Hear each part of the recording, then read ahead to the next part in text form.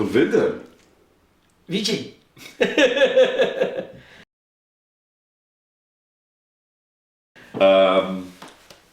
Special one-off of Goodness Gracious Me. That's right. Is this a good idea to do one-offs? Isn't that a bit like doing a Friends movie, which all of the cast have refused to do? No, I think this time around, because it came through celebrating 50 years of BBC, Comedy. the existence of the channel. And within those 50 years, Goodness Gracious Me was part of that. So it was a good reason to bring people together and to celebrate that. And the show itself was iconic for the channel. So I was really more than happy to come back and do Goodness Gracious, come back and do it. How do you update a sketch show? Like, how do you update the humor after what's been 12 years since it went off air? How did you actually go about updating the humor? I tell you what, do you know what they always say? Good writing will always have a life. Good work will always be remembered. You look at Shakespeare, you look at all the great writers in that sense. We do their plays again and over, and we find different interpretations of how we can interpret their work. This time coming around to Goodness Gracious Me was, I would say, it was like wearing an old suit, but it fitted. Yeah. But there was nothing, it fitted, but it was in fashion still. Right. That was the nice thing about it, because when we went back, of course we had the nostalgia side of it. Yes, we'll do some of the old characters, which we did, but we found some new writing in there as well. Quite by accident, there was which I think is going to be the sketch for this half an hour, we did a UKIP sketch about the Coopers. Right. So that's that what makes it contemporary for today. Yeah. And there was another sketch that we did about injury lawyers. Right. There was nothing very, very current. very current. Yeah. Injury lawyers. I mean, 14 years ago, we weren't even thinking about injury lawyers and sues and people. You can take companies here and there.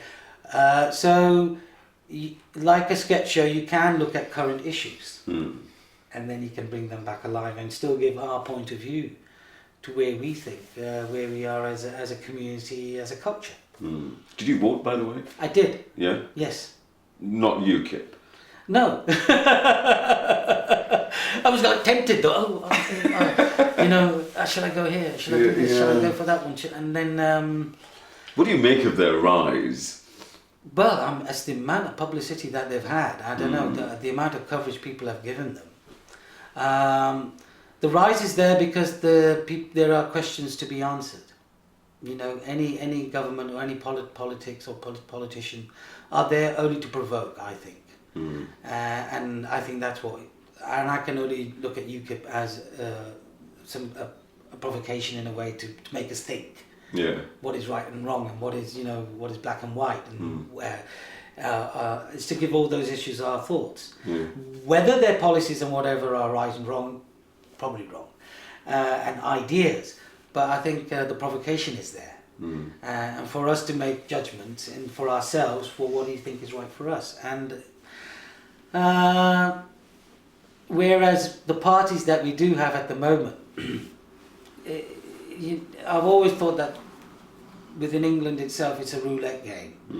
It's you throw the dice, what number lies, good luck. And hopefully the government will give you a good 7 years, and after that 7 years, we will always have a recession, and then we build back up. Whether we build up with the Lib Dems or with the Conservatives or with Labour, we just need good people to guide us, and to be honest with us and truthful with us. So that's how I look at all politicians. They are like a roulette game.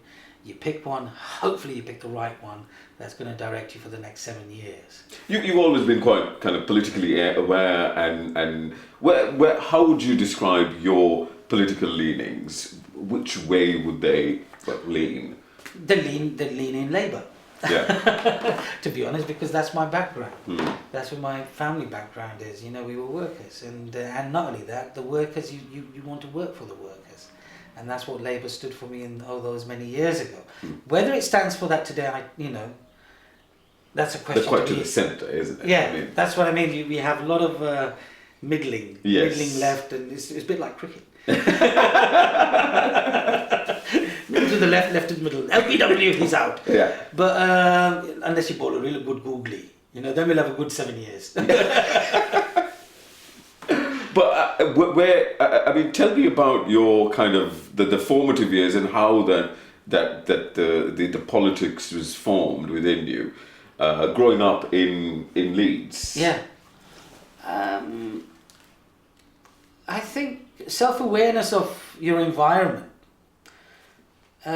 helps you with your judgment in politics itself. But then to enhance that, the people that you meet and the people that you work with and the ideas that they have and the idea of equality and fairness and truth are always there amongst there. The right, why do I have a right and the other person doesn't have a right? Those questions are constantly being asked the day we arrived in this country, all those many years. And and then it goes the right of the people as a mass. What part of that mass are you? Are you a minority, or are you going to see yourself as a in the majority? And in our line of work, it's very thin as well, because what media nowadays focuses on can actually brainwash you to think something different. So that's important, to have good friends then, and good people and good practitioners that you work with. And I think with my ideas and my surroundings naturally made me think to work with a certain type of writer, certain type of director, without realization of it. Maybe they realized something in me that I hadn't. And as I matured, and as you get older and mature and you start looking at the world in an objective way, you start thinking, my God, there is lots of things in this world are unfair and very unequal. In the world itself, not within your own environment. And you say, well, I don't want to go out there, and you can't put the world to right, but at least I can play a part in it. So I started deeply influenced by Trevor Griffiths, a writer, knowing his work. I mean, he wrote Comedians, a play called Comedians in 1975. And if you read Comedians itself, it's not that much different from Goodness Gracious Me. Right. The ideas are all there, and it's about comedy. But within that comedy, it was a time of the alternative was changing, where through comedy you could say other things. And so you start to look at the individual's work, you start to admire the person's work, and he said, actually, that's going to help me with my thinking, how I would like to be, and what my thoughts are. So my work started to head more towards on that way before I started working with Goodness Gracious Me. And then working on Rita Sue again, working with Alan Clark. You knew the ideas of the man, his big ideas, the ideas that he had behind him, but yet not forgetting that these people are creative people. They don't necessarily say they're writers first before they're politicians. Absolutely. They can't speak through their work. And I learned quite naturally, in a way, that through the work I was doing, it was happening. Especially through Goodness Gracious Me, because what were the statements we were making through that. Yeah, the kind of the political undertones in the writing within Goodness Gracious Me, was that one of the attractions for you for that series? Yeah, because it was natural, because we didn't think, oh, let's write a sketch about politicians. Yeah. The story came about, like somebody who wanted to be a politician, but he was an Indian guy, and then you looked at their life, and he didn't want to be a politician. The reason why he wanted to be a politician was quite simple. He wanted to go back home. So he says, if I join the BNP, they can send me back. See, you can find the humour in it, and as much as you can find out where somebody's thinking. So naturally, you're very, very aware of your environment. I would say I was very, very aware of my environment in a way, what the politics were happening because when Thatcher was in power, as much as prior to that, then John Major came into power with it. Then we had Mr. Blair coming in. So you can see, you have seen the development of idea within the country, of where it's heading. But you have your own concept. You say, well, actually, there is injustice. Things have to be put right. How can we put those things right? And sometimes using the form of media and humour, you can say a lot of things. How did you get involved with Goodness Gracious Me? I mean, who approached you and how did you get involved with it? We originally, I did a program called The Real McCoy. Yeah. And I came in to do a sketch there with Mira and ended up doing 4 years there. So the sketch system was already involved, and Anil Gupta at the time was a script editor on The Real McCoy. Right. And writing sketches for the McCoy. And when McCoy was coming to fruition, the idea was, is there a possibility to do an Asian sketch show? And as John Plowman says, are Asian people funny? And we say that there's only one way to find out. Yeah. You know, we should give it a go. And me and Mira was there, and he was there. And then we went to see Sanjeev Bhaskar and Nitin Soni. Yeah. They were performing at the Watermans. They had just started their double act. And then Nina Wadia and Paul Sharma were at Do You Eat With Your Fingers at Stratford East. So Sharat Sadhana and Richard Pinter were already working on with The Real McCoy as writers. Met together. Then we had arranged to put ideas together. Then we put stuff together and put on a show at Riverside Theatre for all the BBC, Channel 4 to come and have a look. Right. And fortunate enough, BBC took a picked it up. But they picked it up for radio. Right. It was originally 2 series on Radio 4, then 3 series on 2. On radio. That's right. I think it was two series there, and maybe 3 series and couple of specials. That's quite a short run for such a hugely influential and hugely popular show, wasn't it? Was it disappointing? Just three series. The benefits was that we left it in a lovely place. Yeah. We didn't over milk the material that we did have. We kept it for where it is. There are benefits. Sadness is that yes, of course we could have carried on. We could have made more, but I think people wanted to have other ideas at that time. They wanted to do other things. As much as I thought I was coming back to do a 4th series, then when I came back and found out that wasn't happening. But the offers were there, whether I can go. There was a lovely offer from the Royal Shakespeare Company to go and work on Midnight's Children. And at the same time, there's the lead to play at Manchester Royal Exchange in Marriage of Figaro. And when you've been involved for something for 4 years and you're in there, you think you're coming back. And going back to today, the opportunity happened where I could actually say goodbye to the programme. At that time, I had never had a chance to even say, oh God, is there a party? And, you know, is there a crew and cast party to say goodbye? There was nothing. It just, like you say, it was just like that. And what reason, I don't know. All I do know is about 6-7 months later, we had the Kamals. Wow. Another thing is that, you know, channels sometimes don't put out. It's very rare that you see a channel put out 2 Asian programs at the same time. So where certain things, the way they run, we only are 2% in this country, so we feel only a 2% quarter in the program making of programs. And if somebody wants to make something else, then they say, well, okay. But what they did understand was from that format it worked, and it changes, and I think they're very proud of it.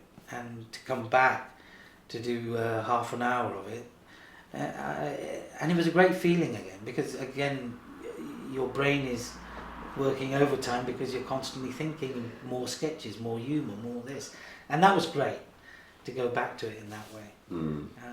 But it was very abrupt when it came to an end. Well, I don't know if there are any statistics for this, but what was the feeling that you got, that it was more popular within the British Asian community, or was it more popular with the indigenous community? What the program did was the first time it hit a mainstream. That was the surprising, because it wasn't made to hit a mainstream audience. It was made to fill a quarter, maybe for a quarter of a particular type of audience. And how the program had been developed, where it went to BBC Four first, you got a very kind of a wide audience in there, and then that audience starts to tell other people about, and not many we didn't have an Asian audience for the radio. Yeah. We had a very Radio 4. Radio 4 at that time was a very, very wide, audience. Probably still is. Yeah. Well, it probably is, yeah. And and then they found that the program not only was working for a particular community, but an age group as well. An age group that could be from anything from 7 to 70, because this program was doing it. He wasn't differentiating that you had to be 24 years old and really trendy and with it, or you had to be 70 and you didn't know any better, you were suffering from dementia, or you had to be 7 who didn't understand what was being shown on TV. That program actually fulfilled everyone, where they could get in front of the telly as a family, as a community, watch it, and don't feel, in any sense that we should be watching this. This is quite kind of overt, but it was a gathering, especially for the Asian community. As soon as it came on the television, they said, "Oh, what's this program?" And then they went, "This is about us. Yeah. This is about me. This is actually," and they started to relate to the humour of it. Yeah. That's my mom. Yeah, that's my mum. That's me. So they could, as much as the white community has said, "Oh, that's exactly what they do," and actually that's exactly what we do. Exactly. The Jewish community. Yeah, everybody was involved in that cauldron. Everyone was put into that crucible and given a good, decent mix. And those people who were mixing it all up like that were sitting back with the smiles on their faces and going, "My God, you're not any indifferent than I am." Exactly. So, and that's, I think, when it's organic and it's really natural, because you're not actually, you're not forcing something to happen. You're not forcing to write about a political agenda. You're not forcing to write about certain things. You just say, "Actually, this is quite funny. I think this would make a really good sketch." And other people went, "Yeah, it is." And out of there, let people make whatever they want to see out of it. But we never, ever went out to actually kind of degrade or kind of make fun of a culture or any culture, even our own. We just said no.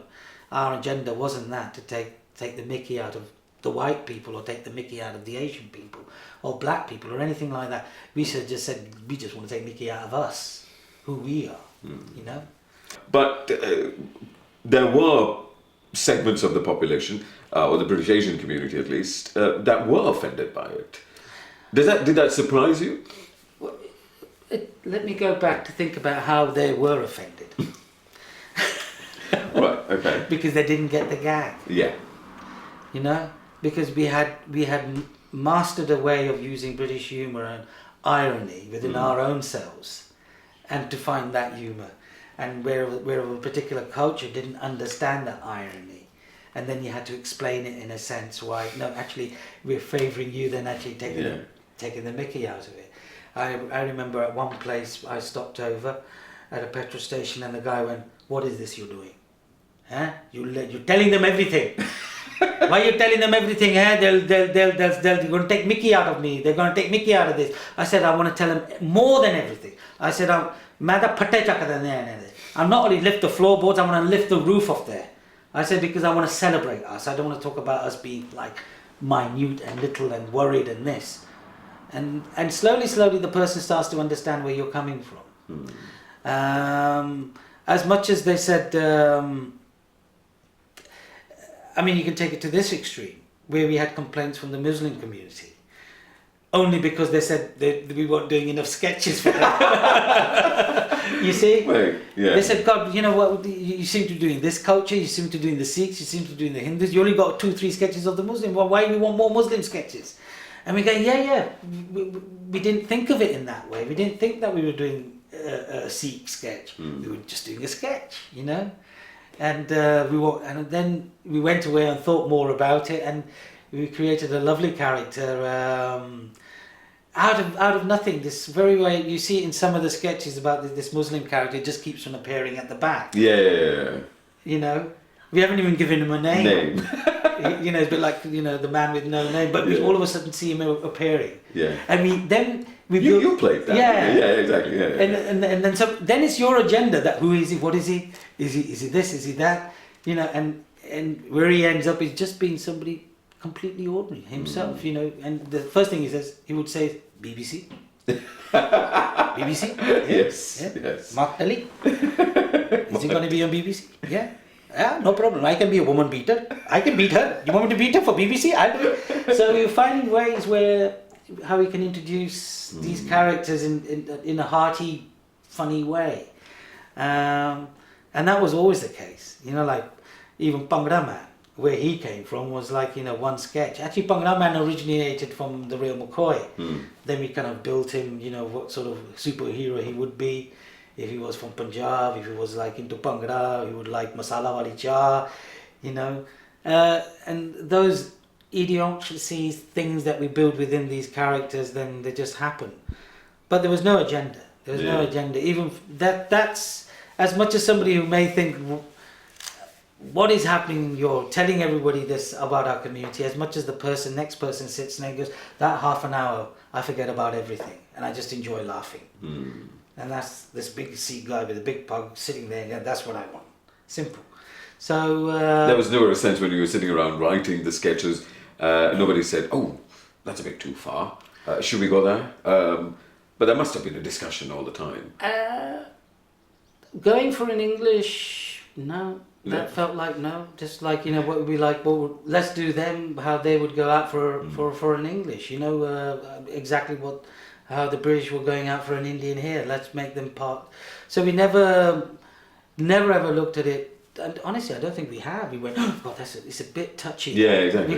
But we possibly gone, it's a bit touchy. That. Let's see where it goes. Yeah. But and then when you look at it, there was one sketch. I tell you, there was one sketch we did. Whether it's been televised, I don't know.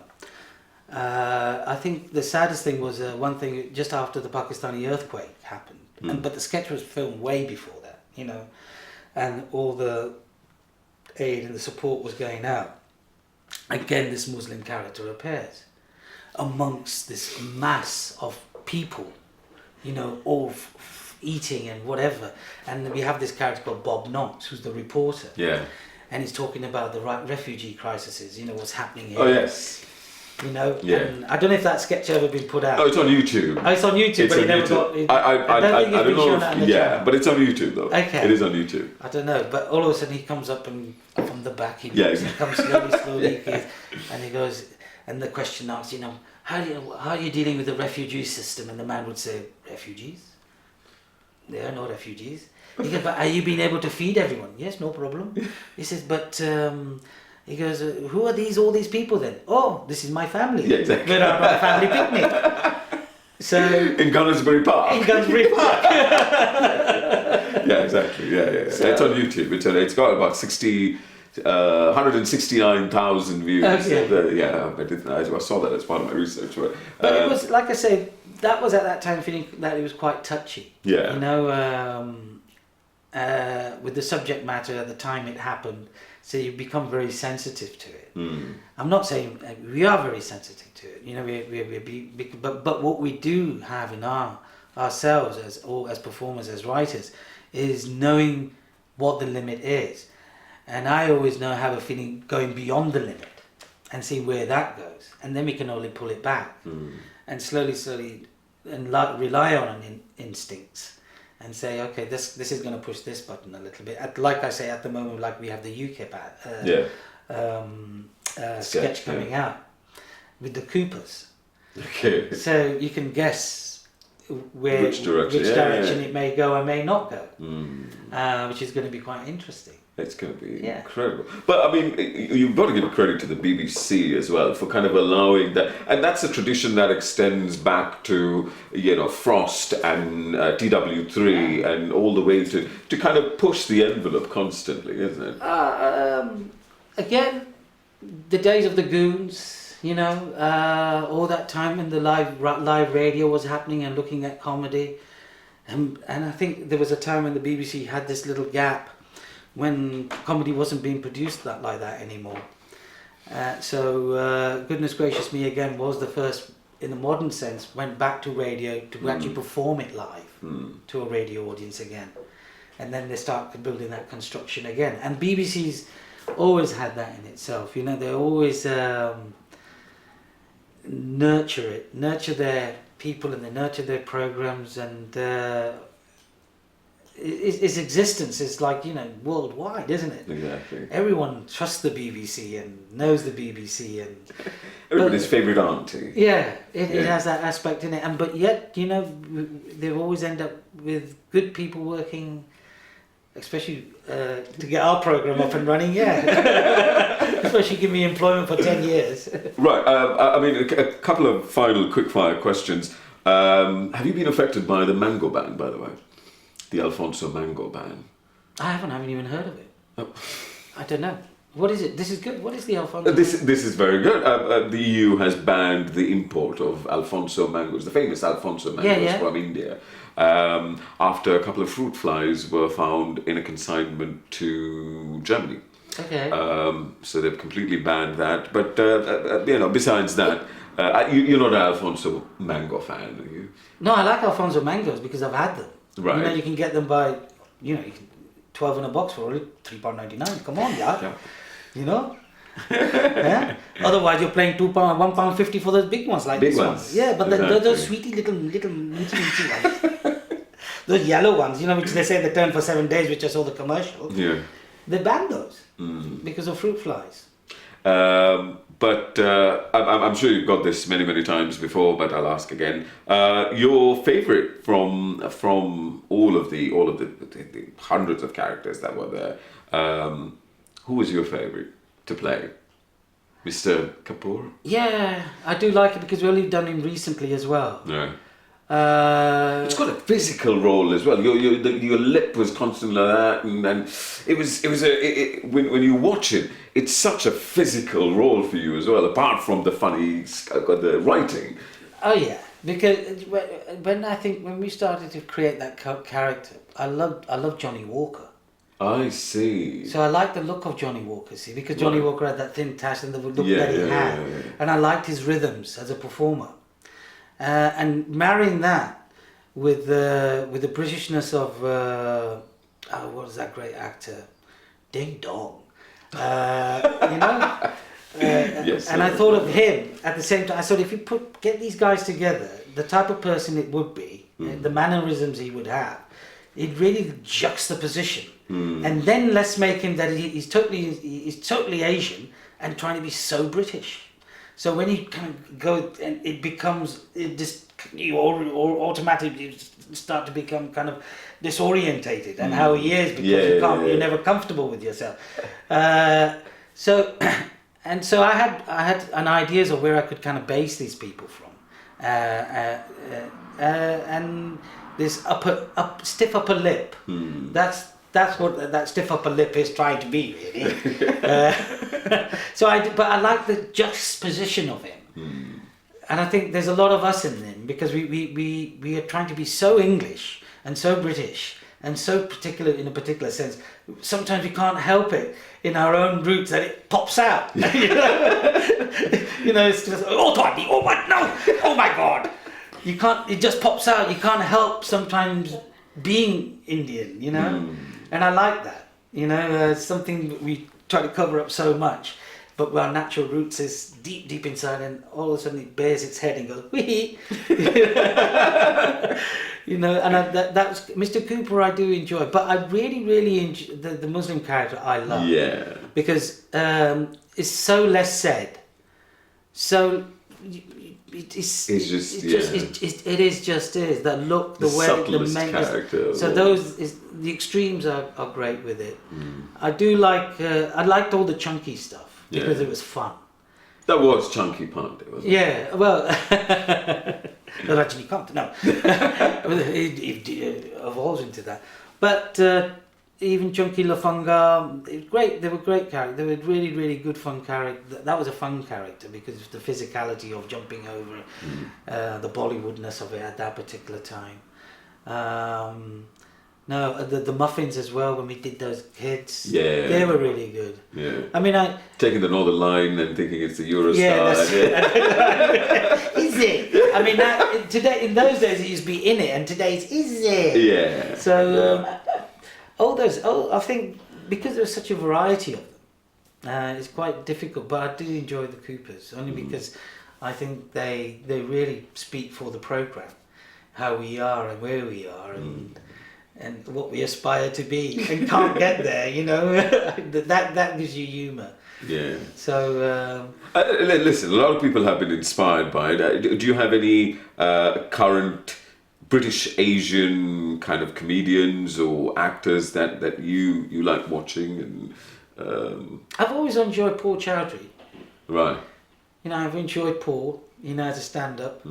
And I like I saw him when he first got going and how he's developed as well, and I've enjoyed Paul as a performer. Russell Peters, we all know. You know, Russell's been there since day one. Yeah. And with his humour. As for Asian kind of comedians you're talking about, to me, there's that. I'll be honest, I haven't quite kept up with the contemporary ones because I did go a little bit theatre. So who else could I? Omid Jaledi I always enjoyed as well. Yeah. You know, Omid is great. You know, Yeah. he's a funny man just because he's funny. As for British comedians, as overall comedians, we're great I mean, I was very much influenced even by Bill Hicks, through Bill Hicks, and then you were influenced by our man Eddie Murphy. Yeah. Eddie Murphy would say he was influenced by Richard Pryor, Ben Elton at the time, you know, when he came out with his statements of idea and humour, fantastic, of the 40 Towers as a series, the whole Monty Python lot, but most important as well, Spike Milligan. I think he was the father of it, to a certain extent, of giving us an objective, a different way of looking at life, you know, complete madman in a way of abstract as well. And I think his humour was amazing, that part of the Goons. I think French comedy I got into at a particular time in a quite unique way, because I think some of the French comedy was quite at that particular time quite in a different language, different culture. Eddie Izzard, you know, who performs in French as well, fantastic, you know. Lately gone very, very political, as you probably gathered, and what he wants to say and how he feels. This is working in America. That's probably why. Well, yeah, I mean, last time he was standing up to be an MP. Yeah. So, see, this is where it can lead you. Because you become such an objective to the world, you start thinking, well, the rights and the wrongs and this and that. And you admire comedians like that. And you admire comedians who kind of challenge the authorities in a way, if there's injustice in any way, through humour. Always in admiration of comics and comedians, but even as actors, because I had a great influence through because most of my work was through is acting. Yeah. I was going to say, I mean, goodness gracious me was literally a drop in the ocean in terms of your wider work, you know, theatre, cinema, etc. What are you up to now? I know a film of yours, Honeycomb Lodge, that's good, and an award-winning film is going to be released at the London Asian Film Festival. What else are you up to? Well, I start work on a short film called Three Brothers. Lovely film today. 3 o'clock. At 3 o'clock. I'm getting into character already. It's only one scene today, which is all right. I'm getting married today. Okay. So that's nice. It's only pictures and stills and like that. Right. But then there's another scene that we're doing where I have to look 15 years younger. So that's what. Yeah. So we're gonna do that's why I haven't shaven or anything, because we're thinking of doing my second marriage first to make me look older, then the pictures from my first marriage to make me look younger. Right. So we'll shave everything off till the end of the day. So I'll work on that till the end of this month, and then I go and work on Still Open All Hours, which was Open All Hours with Ronnie Barker all those many years ago, and that's now going to go into a series. I start working with the BBC in end of September with that. Okay. What character are you playing in that? There's a character called Cyril. Okay. Cyril. Cyril. Okay. From Yorkshire. He's a northerner. Alright. He is. And he's a lovely lad, and he's... Any British Asian kind of undertones in that character, or you're just Cyril from Yorkshire? I have given him a history. I have given him a backdrop, but I've only done it for myself. I haven't sat with the writer and told him that history, because he's just created Cyril. And when we did him for Christmas, he liked what I was doing with him. Whether you think he's Asian, or whether you think he's a coconut, or whether you think that he was adopted, or whether you think that he came off the banana boat yesterday, who knows? Remains But to be he's seen. Cyril, and he's from Yorkshire. Right. You know, and that's where we'll kick off, and let's see what the episodes bring on with Cyril, within that concept of the shop. You know, who he is and what he is, and I really like that. I really like that, because I think that's me trying to.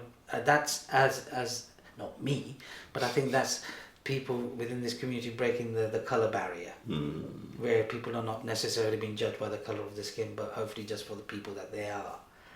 You know, so that's why hopefully Roy is thinking it's Cyril. Yeah, exactly. and he likes what I'm doing with Cyril. You're an actor. You're not a British Asian actor. You're an I'm an actor. Absolutely. Kulvinder, 26th May. What time is it? 10 Bank holiday. 10 o'clock. Yeah. Goodness gracious me. It's on. Great to have spoken. Pleasure. Thank you.